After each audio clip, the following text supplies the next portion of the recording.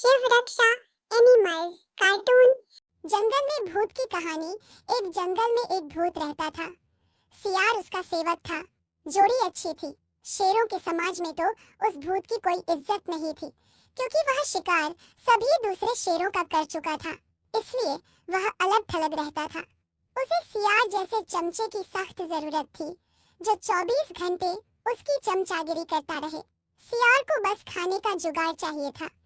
पेट भर जाने पर सियार उस भूत की वीरता के ऐसे गुण गाता कि भूत का सीना फूलकर दुगना चौड़ा हो जाता। एक दिन भूत ने एक बिगड़ैल जंगली सांड का शिकार करने का साहस कर डाला। सांड बहुत शक्तिशाली था। उसने लात मारकर भूत को दूर फेंक दिया। जब वह उठने को हुआ तो सांड ने फांफा करते हुए भूत को सींगों से एक पेड़ के साथ रगड़ दिया। किसी तरह भूत जान बचाकर भागा। भूत सींगों की मार से काफी जख्मी हो गया था। कई दिन बीते, परंतु भूत के जख्म ठीक होने का नाम नहीं ले रहे थे। ऐसी हालत में वह स्वयं शिकार करना सियार के बस का नहीं था। दोनों भूखों मरने की नौबत आ गई। भूत को यह भी भय था कि खाने का जुगाड़ समाप्त होने के कारण सियार उसका साथ न छोड़ जाए। भूत ने एक दिन उसे सुझाया, देख, जख्मों के कारण मैं चल नहीं सकता। शिकार कैसे करूं? तू जाकर किसी बेवकूफ से जानवर को बातों में फंसाकर यहाँ ला। मैं उस झाड़ी में छिपा रहूंगा। सियार को भी भूत की बात जंच गई। वह किसी मूर्ख जानवर की तलाश में घूमता घूमता एक कस्बे के बाहर नदी घाट पर पहुंचा। वहां उसे एक मरियल सा गधा घास पर मुंह मारता नजर आया। वह शक्ल से ही बेवकूफ लग रहा था। सियार गधे के निकट जाकर बोला, पाए लागू चाचा, बहुत कमजोर हो आए हो, क्या बात है? गधे ने अपना दुखड़ा रोया, क्या बताऊं भाई, जिस धोबी का मैं गधा हूँ वह बहुत दिन भर ढुलाई करवाता है और चारा कुछ देता नहीं। सियार ने उसे न्योता दिया, चाचा, मेरे साथ जंगल चलो ना, वहाँ बहुत हरी हरी घास है, खूब चलना, तुम्हारी सेहत बन जाएगी। गधे ने कान फड़फड़ाए, राम राम, मैं जंगल में कैसे रहूंगा? जंगली जानवर मुझे खा जाएंगे। चाचा, तुम्हें शायद पता नहीं कि जंगल में एक बगुला भगदजी का सत्संग हुआ था। उसके बाद सारे जानवर शाकाहारी बन गए हैं। अब कोई किसी को नहीं खाता। सियार बोला और कान के पास मुंह ले जाकर दाना फेंका। चाचू, पास के कस्बे से बेचारी गधी भी अपने धोबी मालिक के अत्याचारों से तंग आकर जंगल में आ गई थी। वहाँ हरी हरी घास खाकर वह खूब लहरा रही है। तुम उसके साथ घर बसा लेना। गधे के दिमाग पर हरी हरी घास और घर बसाने के सुनहरे सपने छाने लगे। वह सियार के साथ जंगल की ओर चल दिया। जंगल में सियार गधे को उसी झाड़ी के पास ले गया जिसमें भूत छिपा बैठा था। इससे पहले कि भूत मारता, गधे को झाड़ी में भूत की नीली बत्तियों की तरह चमकती आंखें नजर आ गईं। वह डर कर उछला गधा भागा और भागता ही गया। भूत बुझे स्वर में सियार से बोला, भाई, इस बार मैं तैयार नहीं था, दोबारा लाओ, इस बार गलती नहीं होगी। सियार दोबारा उस गधे की तलाश में कस्बे में पहुंचा। उसे देखते ही बोला, चाचा, तुमने तो मेरी नाक कटवा दी। तुम अपनी दुल्हन से डर कर भाग गए। उस झाड़ी में मुझे 2 चमकती आंखें दिखाई दी थी, जैसे भूत की होती है। मैं भागता न तो क्या करता? गधे ने शिकायत की। सियार झूठ मूठ माथा पीट कर बोला, चाचा, ओ चाचा, तुम भी निरे मूर्ख हो। उस झाड़ी में तुम्हारी दुल्हन थी। जाने कितने जन्मों से वह तुम्हारी राह देख रही थी। तुम्हें देखकर उसकी आंखें चमक उठी तो तुमने उसे भूत समझ लिया। गधा बहुत लज्जित हुआ। सियार की चाल भरी बातें ही ऐसी थी। गधा फिर उसके साथ चल पड़ा। जंगल में झाड़ी के पास पहुंचते ही भूत ने नुकीले हाथों से उसे मार गिराया। इस प्रकार भूत व सियार का भोजन जुटा। सीखा, दूसरों की चिकनी चुपड़ी बातों में आने की मूर्खता कभी नहीं करनी चाहिए। खरगोश की चतुराई। किसी घने वन में एक बहुत बड़ा शेर रहता था। वह रोज शिकार पर निकलता और एक ही नहीं, तो नहीं कई जानवरों का काम तमाम देता। जंगल के जानवर डरने लगे कि अगर शेर इसी तरह शिकार करता रहा तो एक दिन ऐसा आएगा कि जंगल में कोई भी जानवर नहीं बचेगा। सारे जंगल में सनसनी फैल गई। शेर को रोकने के लिए कोई ना कोई उपाय करना जरूरी था। एक दिन जंगल के सारे जानवर इकट्ठा हुए और इस प्रश्न पर विचार करने लगे। अंत में उन्होंने तय किया कि वे सब शेर के पास जाकर उनसे इस बारे में बात करें। दूसरे दिन जानवरों के एक दल शेर के पास पहुंचा। उनके अपनी ओर आते देख शेर घबरा गया और उसने गरज कर पूछा, क्या बात है, तुम सब यहाँ क्यों आ रहे हो? जानवर दल के नेता ने कहा, महाराज, हम आपके पास निवेदन करने आए हैं। आप राजा हैं और हम आपकी प्रजा। जब आप शिकार करने निकलते हैं तो बहुत जानवर मार डालते हैं। आप सबको खा भी नहीं पाते। इस तरह से हमारी संख्या कम होती जा रही है। अगर ऐसा ही होता रहा तो कुछ ही दिनों में जंगल में आपके सिवाय और कोई भी नहीं बचेगा। प्रजा के बिना राजा भी कैसे रह सकता है? यदि हम सभी मर जाएंगे तो आप भी राजा नहीं रहेंगे। हम चाहते हैं कि आप सदा हमारे राजा बने रहें। आपसे हमारी विनती है कि आप अपने घर पर ही रहा करें। हर रोज स्वयं आपके खाने के लिए एक जानवर भेज दिया करेंगे। इस तरह से राजा और प्रजा दोनों ही चैन से रह सकेंगे। शेर को लगा कि जानवरों की बात में सच्चाई है। उसने पल भर सोचा, फिर बोला, अच्छी बात नहीं है, मैं तुम्हारे सुझाव को मान लेता हूँ, लेकिन याद रखना, अगर किसी भी दिन तुमने मेरे खाने के लिए पूरा भोजन नहीं भेजा तो मैं जितने जानवर चाहूंगा मार डालूंगा। जानवरों के पास तो और कोई चारा। उन्होंने शेर की शर्त मान ली और अपने अपने घर चले गए। उस दिन से हर रोज शेर के खाने के लिए एक जानवर भेजा जाने लगा। इसके लिए जंगल में रहने वाले सब जानवरों में से एक एक जानवर बारी बारी से चुना जाता था। कुछ दिन बाद खरगोशों की बारी भी आ गई। शेर के भोजन के लिए एक नन्हे से खरगोश को चुना गया। वह खरगोश जितना छोटा था उतना ही चतुर भी था। उसने सोचा, बेकार में शेर के हाथों मरना मूर्खता है। अपनी जान बचाने का कोई न कोई उपाय अवश्य करना चाहिए और हो सके तो कोई ऐसी तरकीब ढूंढनी चाहिए जिससे सभी को इस मुसीबत से सदा के लिए छुटकारा मिल जाए। आखिर उसने एक तरकीब सोच ही निकाली। खरगोश धीरे धीरे आराम से शेर के घर की ओर चल पड़ा। जब वह शेर के पास पहुंचा तो बहुत देर हो चुकी थी। भूख के मारे शेर का बुरा हाल हो रहा था। जब उसने सिर्फ एक छोटे से खरगोश को अपनी ओर आते देखा तो गुस्से से बौखला उठा और गरज कर बोला, किसने तुम्हें भेजा है? एक तो पिद्दी जैसे हो, दूसरे इतनी देर से आ रही हो। जिन बेवकूफों ने तुम्हें भेजा है मैं उन सबको ठीक करूंगा। एक एक का काम तमाम न किया तो मेरा नाम भी शेर नहीं, नन्हे खरगोश आदर से जमीन तक झुक कर, महाराज, अगर आप कृपा करके मेरी बात सुन ले तो मुझे या और जानवरों को दोष नहीं देंगे। वे तो जानते थे कि एक छोटा सा खरगोश आपके भोजन के लिए पूरा नहीं पड़ेगा, इसलिए उन्होंने 6 खरगोश भेजे थे। लेकिन रास्ते में हमें एक और शेर मिल गए। उसने 5 खरगोशों को मारकर खा लिए। यह सुनते ही शेर दहाड़ कर बोला, क्या कहा? दूसरा शेर? कौन है वह? तुमने उसे कहाँ देखा? महाराज, वह तो बहुत ही बड़ा शेर है। खरगोश ने कहा, वह जमीन के अंदर बनी एक बड़ी गुफा में से निकला था। वह तो बेवकूफ शेर। एक जंगल में एक शेर रहता था। एक दिन उसे बहुत भूख लगी। वह गुफा से बाहर आया और किसी जानवर की तलाश करने लगा। उसे दूर एक पेड़ के नीचे खरगोश दिखाई दिया। वह पेड़ की छाया में मजे से खेल रहा था। शेर खरगोश को पकड़ने के लिए आगे बढ़ा। खरगोश ने शेर को अपनी ओर आते हुए देखा तो वह जान बचाने के लिए भागने लगा।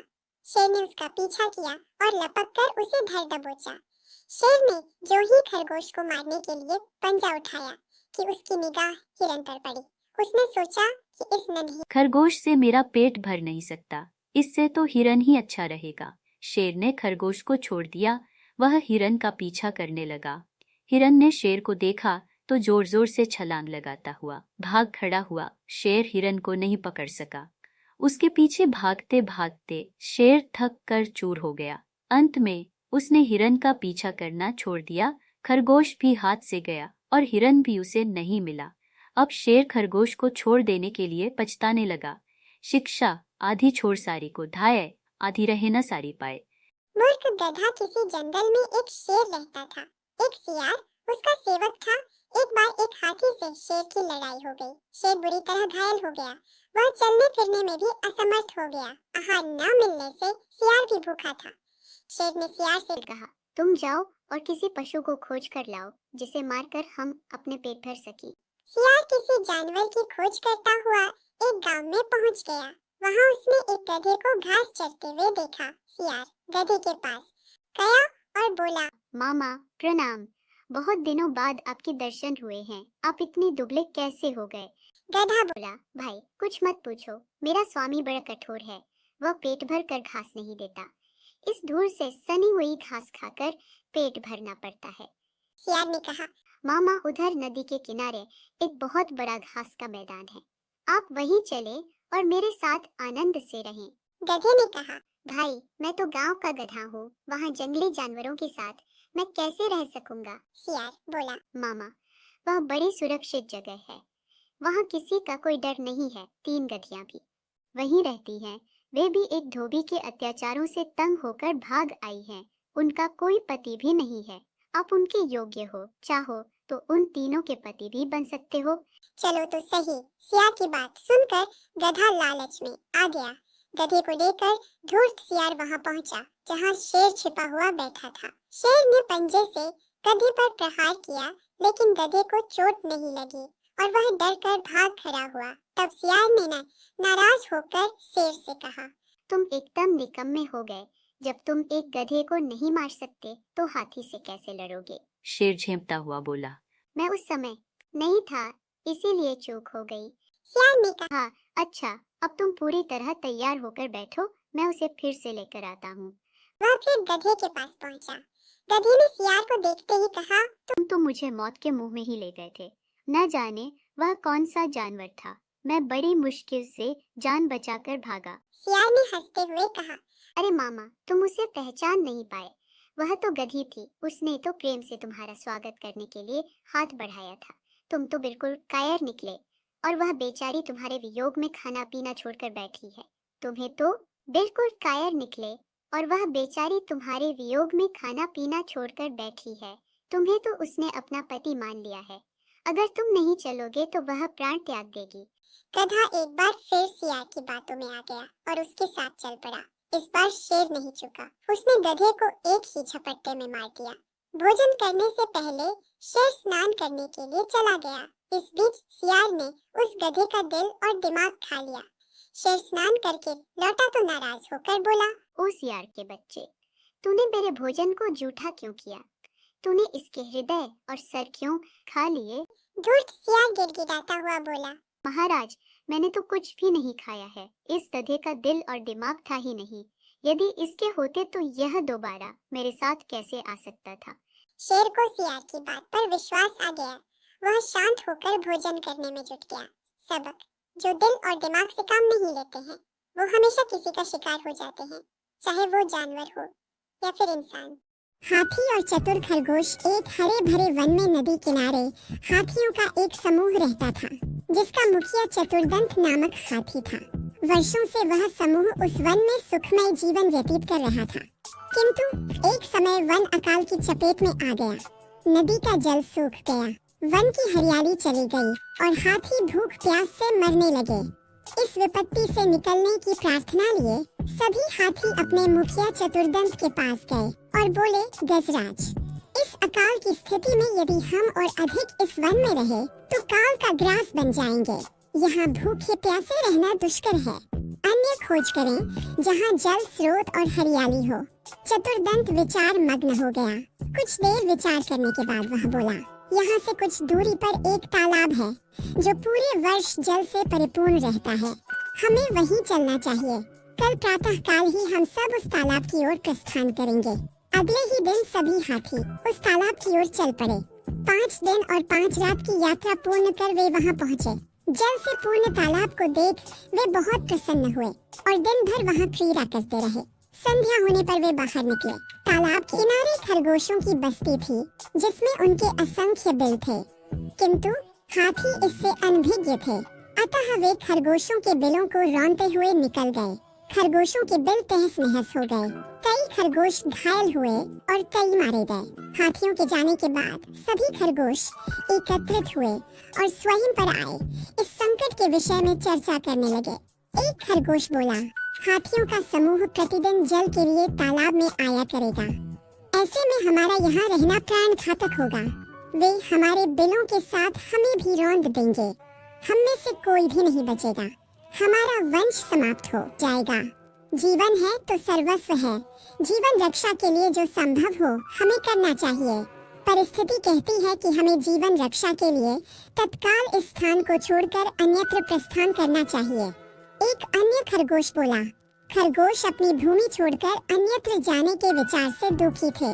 उनका दुख देख लंबकर्ण नामक खरगोश आगे आया और बोला, हम वर्षों से इस भूमि पर निवास कर रहे हैं। हम अपनी भूमि क्यों छोड़े? इस भूमि पर हमारा अधिकार है। हमें हाथियों से बात कर उन्हें यहाँ आने से रोकना चाहिए। किंतु उनसे कौन बात करेगा? कौन उन्हें समझाएगा? सभी खरगोशों ने एक स्वर में पूछा। मैं उनसे बात करूंगा और यहाँ आने से मना करूंगा। लंबकर्ण बोला, किंतु क्या वे तुम्हारी बात मानेंगे? अवश्य मानेंगे। मेरे पास एक युक्ति है। मैं उनसे कहूंगा कि ये तालाब चंद्रमा में बैठे खरगोश का है और उसने आप लोगों का यहाँ आने से मना किया है। संभवतः वे मेरी बात मान जाए। लंबकर्ण बोला।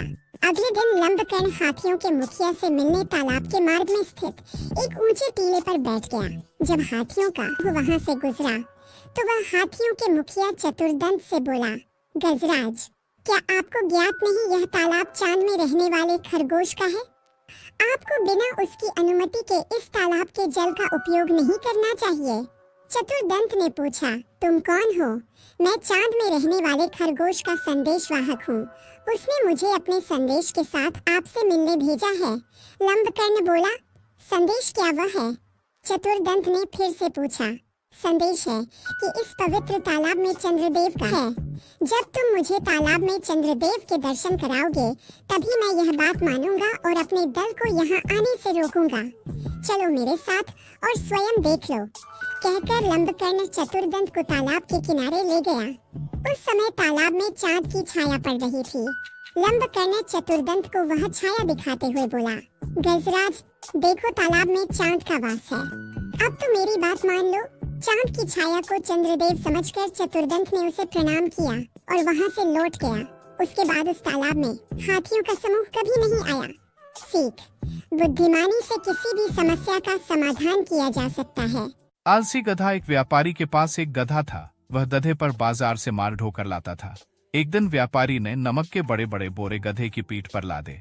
इतने भारी बोझ से गधे का दम निकला जा रहा था। अचानक रास्ते में नदी के किनारे उसका पैर फिसला और वह नदी में जा गिरा। किसी तरह संभल कर वह उठा तो हैरान था क्योंकि उसकी पीठ पर लदा भार अचानक हल्का हो गया था। दरअसल नमक पानी में घुल गया था। अगले दिन फिर व्यापारी ने गधे की पीठ पर नमक के भारी बोरे लादे। गधा जब नदी पर पहुंचा तो जानबूझकर फिसलकर पानी में जा गिरा।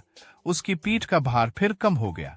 गधे के मालिक ने देख लिया था कि आज गधा जानबूझकर फिसला है, इसलिए उसने गधे को सबक सिखाने की सोची। अगले दिन उसने गधे की पीठ पर रुई के बोरे लादे। नदी पर आकर गधा जैसे ही फिसलकर नदी में गया तो रुई ने गुलाब का घमंड। वसंत ऋतु में जंगल के बीचों बीच लगा गुलाब रोज का पौधा अपने फूलों की सुंदरता पर इठला रहा था।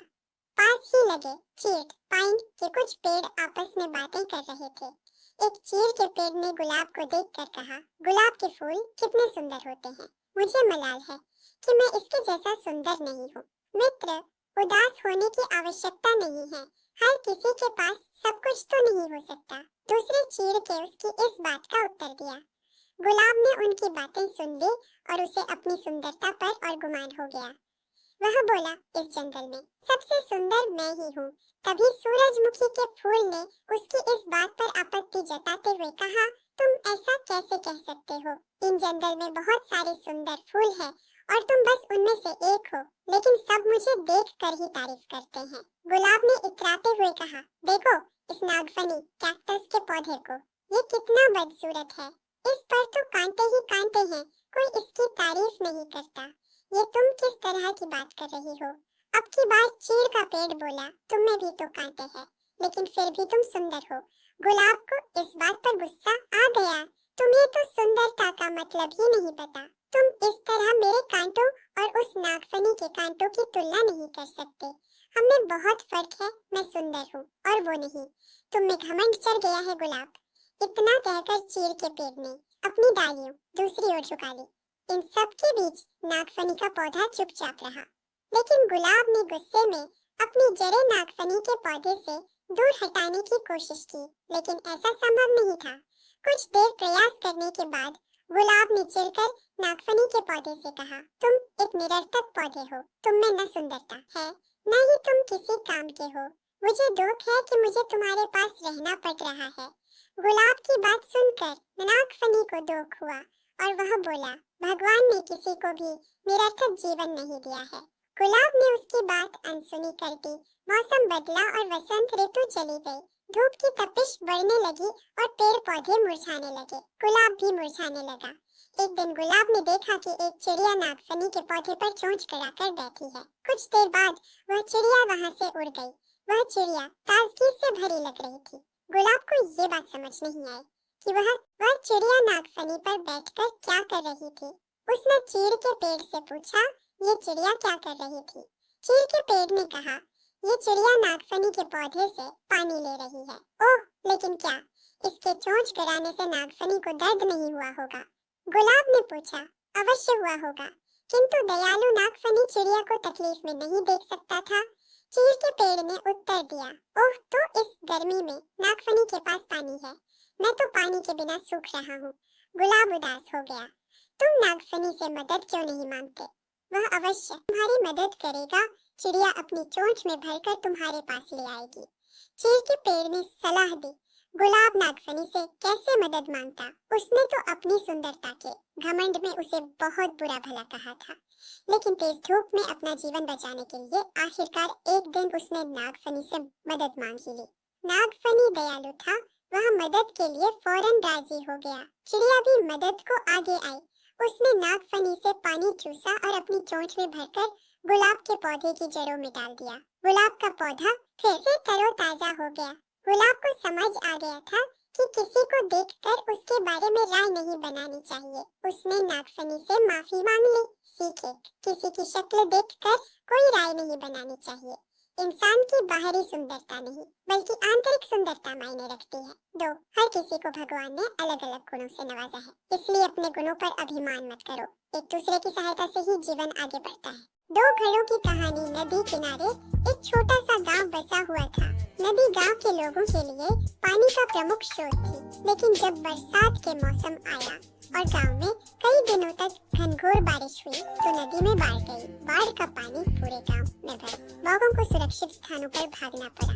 बाढ़ के पानी में लोगों के घरों की कई चीजें बहने लगी। उनमें दो घड़े भी थे। एक पीतल का घड़ा था और एक मिट्टी का। दोनों ही घड़े पानी में खुद को बचाने का प्रयत्न कर रहे थे।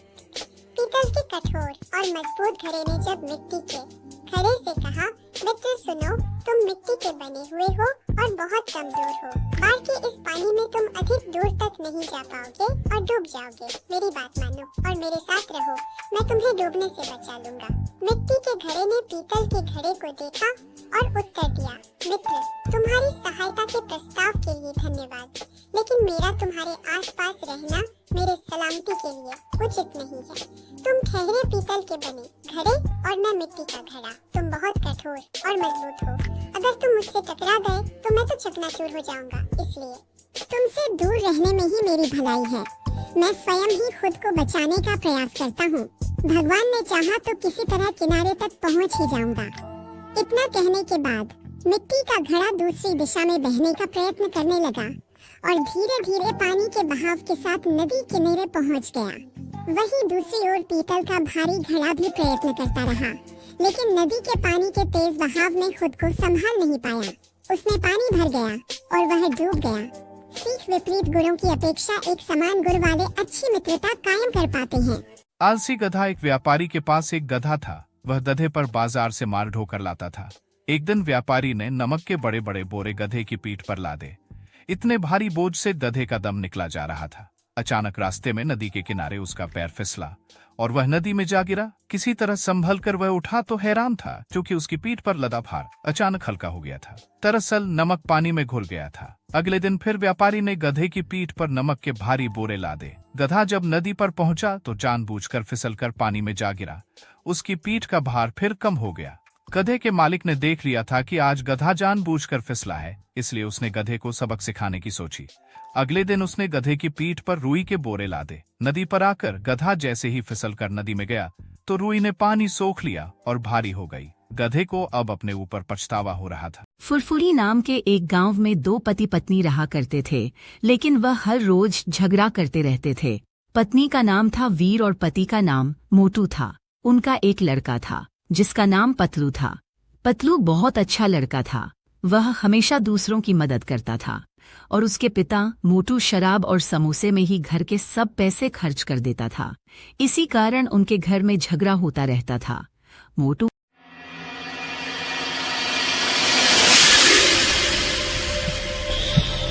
हीरापुर गांव में एक स्कूल था। उस स्कूल में 2 स्टूडेंट पढ़ाई करते थे। उनमें से एक का नाम मैक और दूसरे का नाम सोन था। वह कंप्यूटर कोर्स की तैयारी कर रहे थे। वह जल्द ही आर्मी में ज्वाइन होने के लिए जाने वाले थे।